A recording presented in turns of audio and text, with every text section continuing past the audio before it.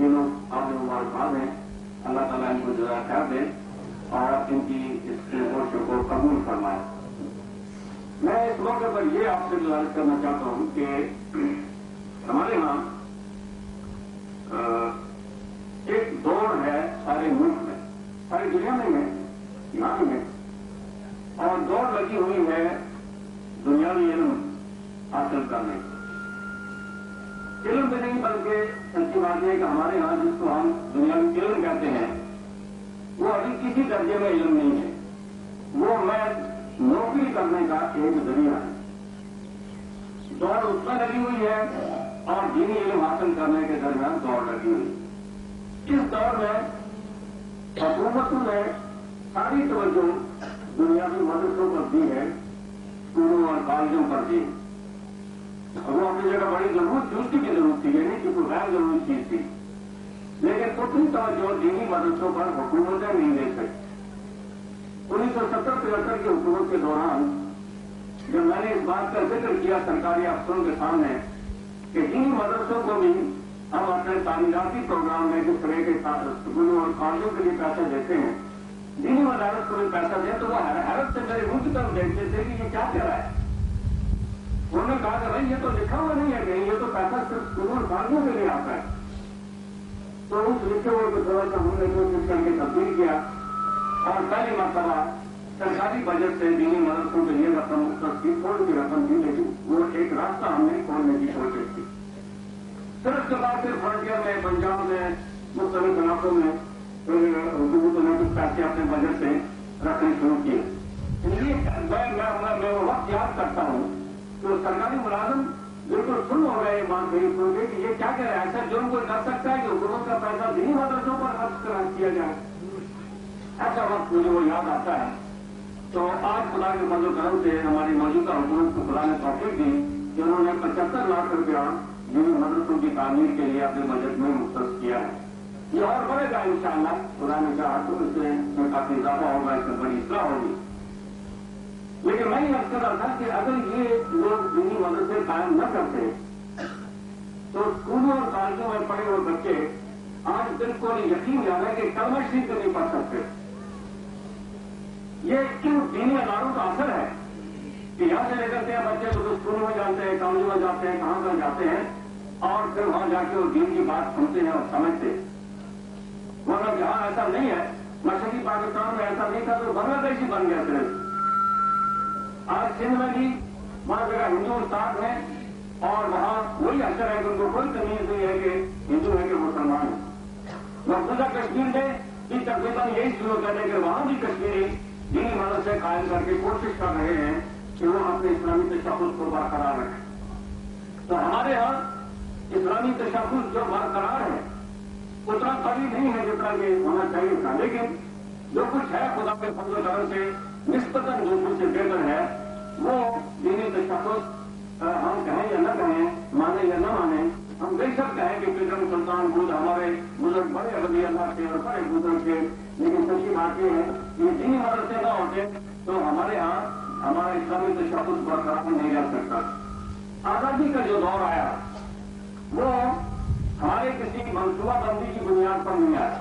ये मनसूबाबंदी का मतलब ये था कि ये इमारत बन रही है तो उसमें इनको पता है, मनसूबा बनाया है कि कुरान पढ़ाएंगे, हदीस पढ़ाएंगे, फिक़्ह पढ़ाएंगे। हमने जो आजादी हासिल की तो एक दुश्मन से, एक काफिर से, एक जालिम से छुटकारा हासिल किया। आगे क्या करना है इसका कोई मनसूबा उस वक्त नहीं बन पाया। नतीजा ये हुआ कि जो कुछ बना हुआ था वो तो हमने बिगाड़ दिया उस वक्त और नया हम बना नहीं सके। इस वजह से ये कशमकश पैदा हो गई थी।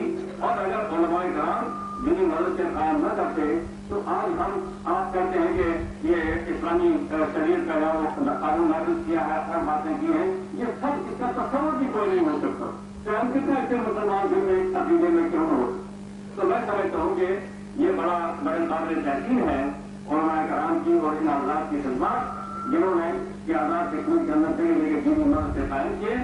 और आज हम उस कशमकश में खुदा के फजल करम से कोशिश कर रहे हैं।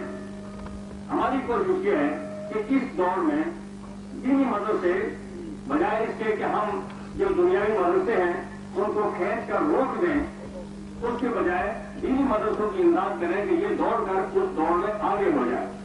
और इस तरह तवाज़ुन कायम हो जाए।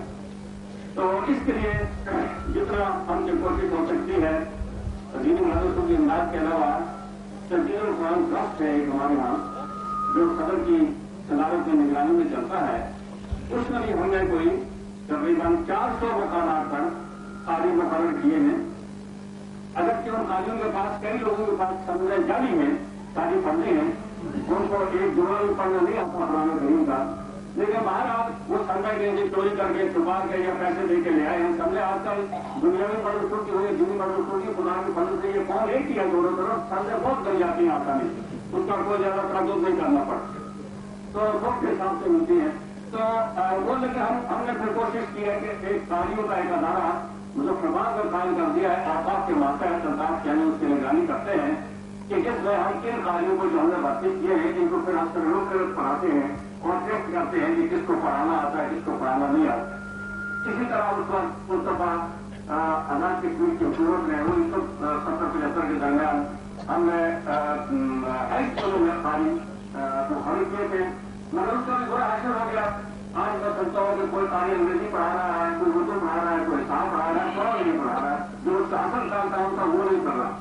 तो ये जमाने की उस उतर पुतर होने की वजह से ये खराबियां पैदा होनी है। कोशिश हमारी ये है कि मिडिल स्कूलों में भी और प्राइवेट स्कूलों में भी, और ये जो 400 जगह इसको हम बढ़ाएंगे, कोई 1000-2000 तक दे जाएंगे उसको खुदा के फजल करम से, जगह जगह बच्चों को कुरान करीम पढ़ने का एक तरफ हम चाहते हैं कि वो कुरान करीम पढ़े सुबह उठकर और कुछ करें। कोई मसले मसाइल भी ना बेशक ठीक है, कोई बच्चा कुरान पढ़ने का शौक अगर उसके अंदर पैदा हो जाए तो मसले मसाइल अल्लाह ताला को कुछ बहुत सिखा देती है। उस कलाम के अंदर कलाम खुदाबंदी के अंदर ये मौजूदा मौजूद है। मैंने जेल में एक ऐसे आदमी को देखा और मेरे साथ वो शक्ति की था जेल में जो होते हैं, तो वो कुरान पढ़ता था और पढ़ता भी कुछ उल्टा सीधा ही था, तो सही भी तरफ उसके साथ भागता जैसे पढ़े वो होता नहीं पढ़ता था और रोता भी था। मैंने उसको पूछा, मैंने कहा मुजफ्फर ये तुमने कुरान किससे पढ़ा? कहने किसी से नहीं पढ़ा। तो मैंने कहा किसी ने तो तुम्हें पढ़ाया होगा? कहना नहीं किससे नहीं पढ़ा। तो मैंने कैसे पढ़ा? कहना जी मैं हम लोग उठा के दो लोगों का पढ़ाऊं तो मेरे लिए क्योंकि कहती सारे अनपढ़ से किसी को आता नहीं था, मुझे शौक था, तो मैं कुरान खोल के हर सफर पर उंगली खिलाता जाता था, देखता रहता था, कई सारे साल करता है और मुझे खुद पढ़ना आगे क्योंकि उस साल से मैंने एक लफ्ज भी नहीं पढ़ा। मैं कहा तुम होते क्यों?